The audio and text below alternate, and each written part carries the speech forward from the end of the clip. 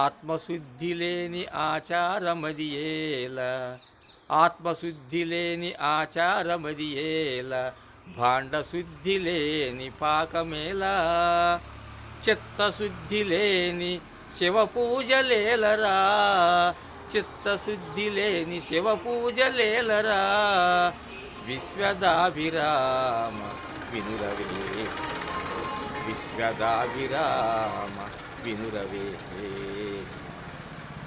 ఏమండి, దేనికైనా సరే శుచి శుభ్రం ఉండాలండి. ఏ పని చేయటానికి అసలు ముందు ఏ ఆచారం ఉండాలన్నా ముందు ఆత్మ శుద్ధి ఉండాలండి.